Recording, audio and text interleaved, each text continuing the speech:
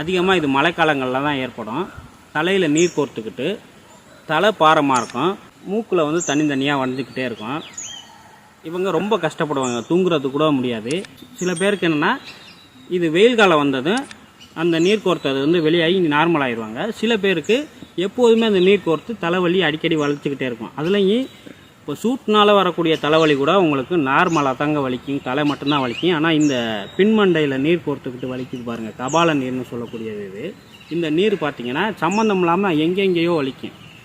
அதோட உணர்வு அங்கே அந்த மூளையை வந்து அந்த நீர் வந்து அழுத்துறது, அது எங்கெங்கேயோ வலிக்கிற மாதிரி இருக்கும். ரொம்ப கஷ்டப்படுவாங்க. இவங்களுக்கு ஒரு சிம்பிளான வைத்தியத்தை தான் இப்போ நான் சொல்ல போகிறேன். இதுக்கு நீங்கள் என்ன பண்ணணும்னா, இந்த தும்பை பூ இருக்குல்ல, இந்த படத்தில் தெரியுது பாருங்கள், இந்த தும்பை செடியில் உள்ள இந்த தும்பை பூக்களை மட்டும் பறிச்சுக்கிறணுங்க. இது ரொம்ப சின்னதாக தான் இருக்கும். அதனால் நீங்கள் நிறையா செடியில் பூக்களை பறிக்க வேண்டியிருக்கும். எப்படியும் ஒரு 100 கிராம் பூக்கள் பறிச்சிடணுங்க.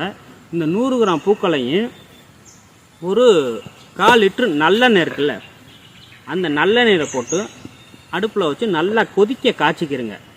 பூக்கள்லாம் நச்சு போட்டுக்கிறங்க, இல்லை நக்க கூட வேண்டாம். ஏன்னா அந்த நல்லெண்ணெய் கொதியிலே வந்து பூக்கள் வந்து நல்லா சாறு வெளியாகும்.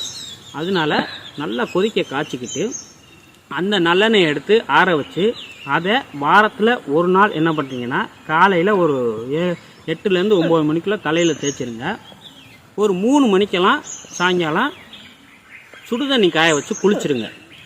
இதை வாரத்தில் ஒரு நாள் அல்லது 2 நாள், ஆண்களோ பெண்களோ யாராக இருந்தாலும் ஒரு நாள் அல்லது 2 நாள் பயன்படுத்தலாமுங்க. இப்போ பெண்களை பொறுத்தவரை பொதுவாக செவ்வாய் வெள்ளிக்கிழமைகளில் இந்த எண்ணெயை தேய்ச்சி குளிக்கலாம். அல்லது ஆண்கள் வந்து பார்த்திங்கன்னா புதன் சனிக்கிழமைகளில் இந்த எண்ணெயை தேய்ச்சி குளிச்சுட்டு வரலாம். இப்படி நீங்கள் தொடர்ந்து குளிச்சுட்டு வந்தீங்கன்னா சீக்கிரமாகவே அந்த கபால நீரானது வெளியேறிடும். அதுக்கப்புறம் உங்களுக்கு தலைப்பாரமே இருக்காது, தலைவலியே இருக்காது, அது சம்பந்தமான பிரச்சனைகளாக இருக்காது, மூக்குலையும் நீர் வடியாதுங்க. இது அவ்வளோ சூப்பரான மருத்துவ முறை. நீங்கள் இதை ஒரு தடவை செஞ்சு பாருங்கள், அதுக்கப்புறம் உங்களுக்கே இது தெரியும் எப்படி இருக்குன்னு. சரி நேயர்களே, இது போன்ற வீடியோக்களை நீங்கள் தொடர்ந்து காண எங்களது சொர்ணகிரீஸ்வரர் சித்த வைத்தியம் சேனலை சப்ஸ்கிரைப் செய்து வைத்துக் கொள்ளுங்கள். மேலும் இந்த வீடியோ சம்பந்தமான கேள்விகளுக்கு திரையில் தெரியக்கூடிய எங்களது அலைபேசி எண்களுக்கு தொடர்பு கொண்டு விளக்கங்களை பெற்றுக்கொள்ளுங்கள். மீண்டும் அடுத்த வீடியோவில் சந்திக்கும் வரை உங்களிடமிருந்து விடைபெற்றுக் கொள்கிறேன். நன்றி, வணக்கம்.